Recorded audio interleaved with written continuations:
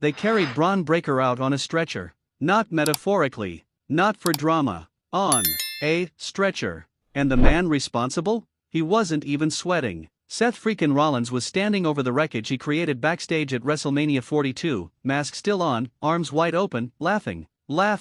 While medical staff rushed past him trying to figure out if Bron Breaker was even conscious. If you're not furious right now, you haven't been paying attention, because what happened in that hallway at WrestleMania 42 wasn't just an attack, it was an execution. A premeditated, cold-blooded, calculated execution. And Seth Rollins planned every single second of it. Drop in the comments right now if you think Seth Rollins has officially become the most dangerous man in WWE, because after tonight, there is no debate. Segment 1, setting the scene. Let's go back to earlier in the night at WrestleMania 42. The energy inside the building was electric. This was supposed to be Bron Breaker's night. The son of Rick Steiner. The genetic anomaly. The man WWE has been building as the future of this company for the better part of 2 years. The crowd was behind him. The momentum was behind him. Everything pointed to Bron Breaker walking into WrestleMania 42 and making a statement that would echo throughout professional wrestling history. But Seth Rollins had other plans. Now here's what most people don't realize, and this is what makes this story even more infuriating. Seth Rollins was not scheduled to be anywhere near Bron Breaker at WrestleMania 42. These two men had no match, no official confrontation, no contract, no storyline obligation that put them in the same zip code that night. Seth Rollins should have been focused on his own business. But Seth didn't show up to WrestleMania 42 to handle his business. Seth showed up to end someone else's career. This was personal. And it was surgical. Segment 2, the attack. Here's how it went down. Bron Breaker was backstage, roughly 2 hours before his scheduled appearance. He was in his pre-match zone, headphones in, locked in, mentally preparing the way every elite athlete does before the biggest show of the year. The hallway was relatively quiet. Staff moving around. Crews setting up. Normal WrestleMania chaos behind the curtain. And then Seth's masked men appeared. Not one. Not two. Multiple masked individuals dressed in tactical black, faces completely hidden, swarmed that hallway like a coordinated military unit. Witnesses backstage described it as happening so fast that by the time anyone realized what was going on, it was already over. These weren't random thugs. These weren't opportunistic attackers. These men moved with precision. Like they'd rehearsed this. Like they knew exactly where Bron would be, exactly when he'd be there, and exactly how to neutralize him before anyone could intervene. Bron Breaker, to his credit, didn't go down easy. Multiple reports confirm that he fought back hard initially. This is a man built like a tank, 275 pounds of pure athletic muscle. He managed to throw at least 2 of Seth's men off him in the opening seconds of the chaos. But the numbers were too overwhelming. 1 becomes 3 becomes 5, and suddenly even the strongest man in the room is swallowed up. They drove him into the wall. Into equipment cases. The sound alone, according to witnesses, was sickening. Bron hit the ground and Seth's masked men didn't stop. They kept going. Methodical. Ruthless. Relentless. Like they had a job to do and they were going to finish it completely. And then Seth Rollins walked around the corner. Calm. Composed. His mask pulled down around his chin. He looked at Bron Breaker laid out on the ground, barely moving, surrounded by carnage and broken equipment, and he crouched down,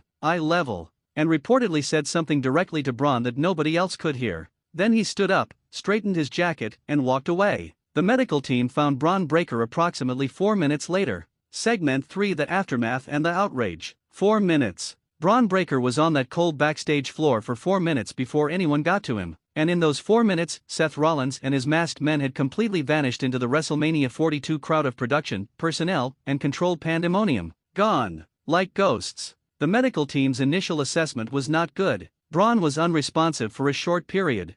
There was visible damage. He was placed on a stretcher, which, again, I cannot stress enough, is not something WWE does for show backstage. When the cameras aren't rolling and the medical team is bringing out a stretcher, that is a real situation. That is a man who may be genuinely hurt in a way that goes far beyond the performance. WrestleMania 42 continued on the main stage. The show went on. And somewhere in the back corridors of that arena, Bron Breaker was being wheeled out past the catering tables, past the production monitors, past the organized chaos of the most important night in professional wrestling, and he wasn't walking. The internet exploded within minutes. Clips surfaced almost immediately. Reactions from wrestlers backstage ranged from shock to fury. And right at the center of all of it, trending, viral, completely unbothered, was Seth freaking Rollins, who by all accounts was seen later that same night backstage, smiling. Segment 4, why Seth did this. Now let's talk about the why. Because this is where it gets really deep, and this is what I don't think enough people are connecting right now. Seth Rollins has watched Bron Breaker's ascent with very particular eyes. Think about it from Seth's perspective. Seth has spent years being one of the absolute workhorses of WWE. He has carried Raw on his back. He has delivered 5-star matches on the biggest stages. He has reinvented himself more times than any other performer on the roster. Seth Rollins has bled for this company literally and figuratively. And then here comes Bron Breaker. Young, explosive, the look, the name, the bloodline, everything handed to him on a silver platter because of who his father is. And the crowds are going crazy for him. The machine is pushing him. The trajectory points straight to the top. Seth sees this. Seth, who scratched and clawed for every single opportunity he ever got, looks at Bron Breaker getting rocket pushed to the main event of WrestleMania 42 and something snaps. Not out of jealousy, exactly. More dangerous than that. Out of principle. Out of a twisted, warped version of respect for the grind of belief that Bron Breaker hasn't earned what he's being given. Seth Rollins didn't just want to beat Bron Breaker. He wanted to erase him. He wanted to send a message not just to Bron, but to WWE, to the fans, to everyone watching, that you don't skip the line. Not on Seth's watch. Not at WrestleMania. Not ever. The masked men weren't hired muscle. They were Seth's message. They were his punctuation mark. A period at the end of a sentence that said, "I am still the most dangerous man alive, and I will do whatever it takes to prove it." Segment 5. What this means going forward. Here is the most important question right now: where does Bron Breaker go from here? If the injury is as serious as early reports suggest, we could be looking at weeks, potentially months. A WrestleMania 42 moment that was supposed to define the next chapter of his career has instead been violently ripped away from him before it could even begin. The physical recovery is one thing, but the psychological damage of being ambushed, overwhelmed, and left on the floor of your industry's biggest night? That is something entirely different. And WWE has a decision to make. Because if they don't address this, if Seth Rollins walks into the next Raw with that smirk and nothing happens, then what message does that send? That you can do anything backstage with zero consequences as long as you're Seth Rollins? The fans will not accept that.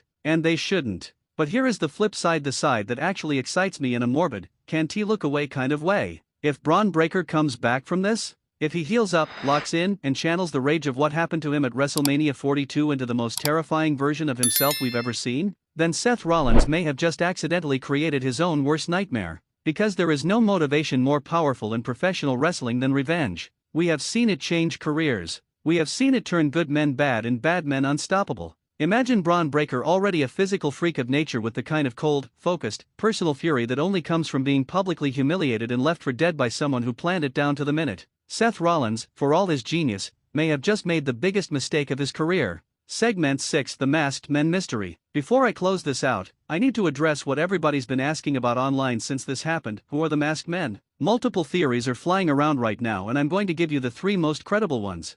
Theory 1: they're contracted outside individuals. People Seth brought in specifically for this one job who have zero ties to WWE's regular roster. This would explain why nobody backstage immediately recognized them and why they vanished so effectively. Theory 2, and this is the one that's making the rounds in the most heated corners of wrestling Twitter right now: at least one of the masked individuals was a current WWE superstar. Someone with legitimate backstage access. Someone who knew the layout, knew the schedule, knew exactly where Bron would be standing at that specific moment. If this is true, the betrayal runs much deeper than Seth Rollins acting alone. Theory 3: this is the beginning of a completely new faction. Seth Rollins isn't just going rogue. He's building something. He's assembling a unit around himself that operates by a completely different set of rules than anything we've seen in WWE before. Not a stable. Not a tag team. A network. An army. And WrestleMania 42 was their debut. Personally, I think it's a combination of theories 2 and 3. And I think we are barely scratching the surface of how big and how dark this story is going to get. Closing call to action. Seth Rollins left Bron Breaker laying at WrestleMania 42. He didn't pin him. He didn't beat him in a match. He ambushed him, used numbers against him, and walked away untouched while medical staff scrambled to help his victim. And right now, as of this video, Seth Rollins has not been suspended, has not been fined publicly, has not faced a single official consequence. That should make your blood boil. So here is what I need from you right now, Ring Rumble 1 family. Drop a comment below. Does Seth Rollins deserve to be stripped of everything, or has he just officially become the most compelling villain in WWE today? I genuinely want to know where you stand, because this one is dividing the entire wrestling world. Smash that like button if this video got your blood pumping. Share this with every wrestling fan you know, because this story is just getting started. Subscribe to Ring Rumble 1 if you're new. We don't do fluff here, we don't do filler, we bring you the real fire. And Bron Breaker? If you're watching this and something tells me the clock is already ticking on Seth Rollins, come back. Come back angry. Come back dangerous. Because WrestleMania 42 was Seth's night. The next one belongs to you.